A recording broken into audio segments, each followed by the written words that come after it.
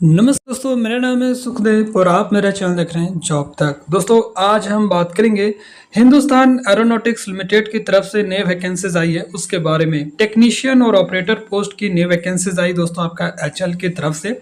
और इसके लिए क्वालिफिकेशन आपका होना चाहिए आईटीआई और डिप्लोमा पास आउट कैंडिडेट की वैकेंसीज है। और टोटल नंबर ऑफ पोस्ट की अगर बात करें तो 98 सीटों की रिक्वायरमेंट रहेगी, जिसमें सैलरी यहाँ पर देख सकते हो दोस्तों, काफ़ी अच्छा आपका सैलरी रहेगी।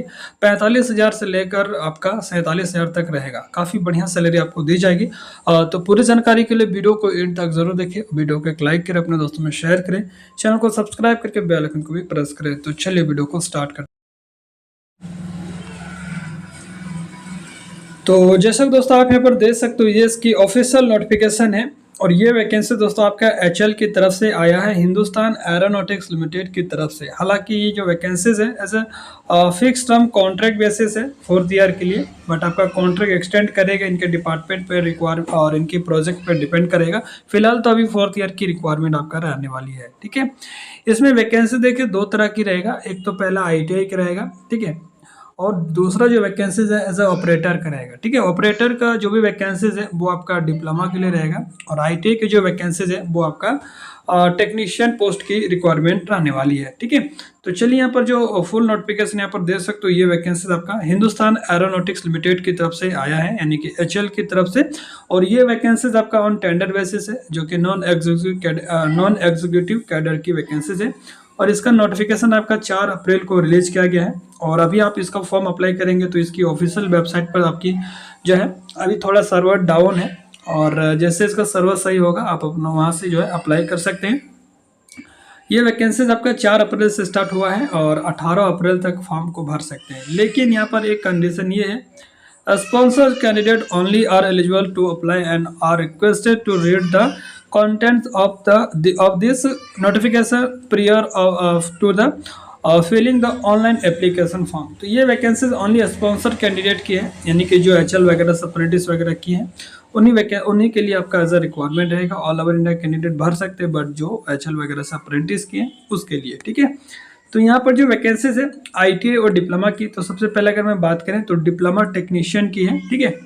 और सॉरी टेक्नीशियन का जो वैकेंसीज है वो आपका डिप्लोमा का रहेगा, और ऑपरेटर का जो वैकेंसीज है वो आपका आईटीआई की रहेगा, ठीक है। तो डिप्लोमा टेक्नीशियन अगर मैकेनिकल की बात करें तो यहाँ पर टोटल जो है मैकेनिकल का जनरल में आपका 11 सीट है, ओबीसी में 7 है, ईडब्ल्यूएस में 2 सीट है। मैकेनिकल का टोटल यहाँ पर 20 सीट है, जो कि डिप्लोमा आपका मैकेनिकल से रहना चाहिए। क्वालिफिकेशन यहाँ पर देख सकते हैं, ठीक है। दूसरा जो रिक्वायरमेंट है आपका डिप्लोमा टेक्नीशियन इलेक्ट्रिकल इलेक्ट्रॉनिक्स और इंस्ट्रूमेंटेशन का है, ठीक है। इसमें टोटल आपका तीनों सीटों मिला के आपका जो है 26 सीटें हैं, जिसमें यूआर के लिए 15 सीटें हैं, ओबीसी के लिए 7 हैं, एससी के लिए 1 है, और ईडब्ल्यूएस के 3 रिक्वायरमेंट है।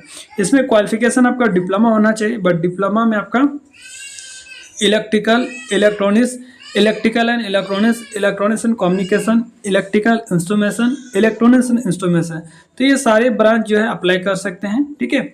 उसके बाद जो वैकेंसी दोस्तों आईटीआई की है, तो यहाँ पर ऑपरेटर का जो पोस्ट है स्किल C5, वो सारे आईटीआई वाले कैंडिडेट अप्लाई करेंगे। तो यहाँ ऑपरेटर फिटर की अच्छी खासी सीट है, टोटल आपका यहाँ पर 34 सीट है। यहाँ पर जनरल की 3 सीटें हैं, यहाँ पर देख सकते हो, और ओबीसी की सबसे ज़्यादा सीटें 15 सीटें हैं, और एससी में 3 सीटें हैं, एसटी में 2 है, और ईडब्ल्यूएस में भी ठीक ठाक सीटें 11 सीटें हैं, ठीक है। जिसका पास ईडब्ल्यूएस का सर्टिफिकेट है उनके लिए काफ़ी बढ़िया मौका है। आपका आईटीआई दोस्तों देखिए, ITI with NSC NCTVT in fitter trade, तो आपका आईटीआई या अप्रेंटिस आपका फिटर ट्रेड से रहना चाहिए, ठीक है, जो कि एनसीवीटी से अप्रूव होनी चाहिए, ठीक है। दूसरा जो वैकेंसी दोस्तों आपका ऑपरेटर इलेक्ट्रिशियन की है, और इसमें टोटल 14 वैकेंसीज है। 7 आपको जनरल की है, ओबीसी में 5 है, और ईडब्ल्यूएस में 2 सीट है। इस तरह से टोटल आपका इलेक्ट्रिशियन की भी है। तो आईटीआई या एनएससी आपका इलेक्ट्रिशियन ट्रेड से रहना चाहिए, ठीक है। उसके बाद नेक्स्ट वैकेंसीज है ऑपरेटर मशीनिस्ट की, तो यहाँ पर मशीनिस्ट की ओनली 3 सीटें हैं, और उसके बाद सीट मेटल वर्कर की है, और ओनली इसमें 1 सीट है ओबीसी के लिए, ठीक है। इस तरह से टोटल अगर सीट की बात करें तो 98 सीट की यहाँ पर रिक्वायरमेंट आ रखी है। जो भी कैंडिडेट एलिजिबल होते हैं ज़रूर अप्लाई कीजिएगा, ठीक है। अब यहाँ पर डिटेल्स अगर बात करें तो कुछ सीटें जो है पीडब्ल्यूडी कैंडिडेट के रिजर्व रखी है, जो कि उनकी कैटेगरी वाइज यहाँ पर दिया गया है। आप एक बार अच्छा से देख लीजिए। यहाँ पर क्वालिफिकेशन रिक्वायरमेंट दे सकते हैं दोस्तों। Candidate applying for the above mentioned post should process only the qualification as a mention against each post. Candidate processing possessing qualification in allied या equivalent discipline trade are not eligible to apply. तो equivalent जो भी trade वगैरह है वैसे apply नहीं कर पाएंगे। जो भी ट्रेड दिया है उसी ट्रेड से आपका आईटीआई या जो भी ब्रांच दिया उसी ब्रांच से आपका डिप्लोमा होना चाहिए, ठीक है। जो वहाँ पर ब्रांच मेंशन है नोटिफिकेशन में वही ब्रांच यहाँ पर अप्लाई कर सकते हैं, क्योंकि अगर अप्लाई भी करेंगे तो आपको डीबी में आपको छाट दिया जाएगा। तो ये चीज़ आपको ध्यान रखना है, ठीक है। यहाँ पर परसेंटेज भी मायने रख रहा है दोस्तों। जनरल, ओबीसी और ईडब्ल्यूएस का आपका 60% होना चाहिए प्रत्येक सेमेस्टर वाइज या ईयर वाइज, जो भी आईटीआई डिप्लोमा पास आउट है। बाकी एससी एसटी और पीडब्ल्यूडी है तो 50% है, तो भी आप इसमें अप्लाई कर सकते हैं। बाकी एज का रिलैक्सेशन की अगर बात करें तो आपका एज की काउंटिंग आपका 31 मार्च 2025 के आधार पर जनरल और ओबीसी के लिए, जनरल और ईडब्ल्यूएस के लिए 28 साल होना चाहिए, ठीक है। बाकी एससी एसटी के लिए 5 साल का एज में रिलैक्सेशन मिलेगा और ओबीसी का भी 3 साल का एज का रिलैक्सेशन मिलेगा। बाकी पीडब्ल्यूडी कैंडिडेट है तो यहाँ पर भी आपका जो है कैटेगरीज वाइज के अनुसार आपका एज का रिलैक्सेशन मिलेगा। कहने का मतलब है 28 साल तक इसका maximum age as a general candidate और ईडब्ल्यूएस के लिए। बाकी अगर अदर कैटेगरीज के हैं तो आप एज का रिलैक्सेशन लगा सकते हैं। आप जो भी कास्ट सर्टिफिकेट है लगा के आपका एज का रिलैक्सेशन आपको मिल जाएगा, ठीक है। और यहाँ पर देखिए एक चीज़ और है, age relaxation to ex apprenticeship trainee. तो यहाँ पर एज में रिलैक्सेशन भी मिलेगा एज अ अप्रेंटिस जो भी वहाँ से किए हैं, ठीक है। और अप्रेंटिस यानी कि एक्स अप्रेंटिस को एज में भी छूट मिलेगा दोस्तों, जो भी एचएल वगैरह से अप्रेंटिस वगैरह किए हैं। तो ये काफ़ी बढ़िया है। 3 साल का शायद एज में रिलैक्सेशन मिलेगा एक्स सर्विसमैन वगैरह के लिए भी, ठीक है। तो ये चीज़ यहाँ पर देख सकते हैं। और टेंडर एंगेजमेंट की बात करें तो ये अभी तो फिलहाल फोर्थ ईयर के लिए आपको कॉन्ट्रैक्ट पर रखेंगे। बाकी इनके डिपार्टमेंट और प्रोजेक्ट पर डिपेंड करेगा 4 साल के बाद आपको रखेगा या नहीं, ठीक है। फिलहाल अभी 4 साल की रिक्वायरमेंट रहने वाली है। जो भी कैंडिडेट सेलेक्टेड होंगे उनका पहले 8 वीक का ट्रेनिंग चलेगा। ट्रेनिंग कंप्लीट होने के बाद आपको एचएल की जो भी पोस्ट जहाँ पर भी इनके डिपार्टमेंट का रिक्वायरमेंट रहेगा वहाँ पर आपको पोस्टिंग करेगा। फिलहाल अभी आपको बेंगलुरु तंबरम तमिलनाडु में रहेगा।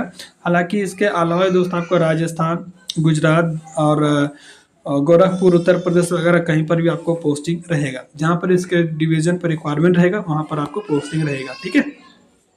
अब यहाँ पर देखिए रेमुलेशन यानी कि सैलरी वगैरह की अगर बात करें तो जो भी कैंडिडेट शॉर्टलिस्ट होंगे जो कि डिप्लोमा टेक्नीशियन की अगर बात करें तो आपका स्केल रहेगा D6, जिसमें आपका बेसिक रहेगा 23,000 और अदर वगैरह अलाउंस वगैरह मिला के आपको 24,868। इस तरह से टोटल आपको अप्रॉक्स जो है बहुत सारी चीज़ें अलाउंस में मिलती हैं, वो सारे इंक्लूड होके आपका 47,868 रुपये डिप्लोमा का मिलेगा। वहीं पर अगर आईटीआई की बात करें तो मिनिमम बेसिक सैलरी आपका आईटीआई का 22,000 है और ये सारे जो है अलाउंस मिला के आपको पर मंथ 45,852 रुपये मिलेगा। तो मुझे नहीं लगता है कि एक आईटीआई के लिए जो कि कॉन्ट्रैक्ट बेसिस जॉब पर इतना सैलरी कोई भी डिपार्टमेंट देता होगा, ठीक है।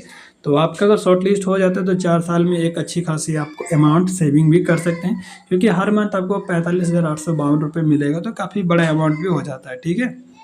इसमें आपका इंक्लूड क्या क्या रहेगा, देखिए डीए रहेगा, एचआरए रहेगा, पैकर्स रहेगा, अलाउंस रहेगा, मेडिकल अलाउंस रहेगा, बहुत सारी यहाँ पर अलाउंस मिलता है। अगर क्वार्टर देखिए दोस्तों यहाँ पर क्वार्टर भी लिखा है, अगर क्वार्टर अगर मिलता है तो एचआरए नहीं मिलेगा, अगर एचआरए नहीं मिलता है तो आपको क्वार्टर मिलेगा, दोनों में से एक आपको मिलेगा, ठीक है।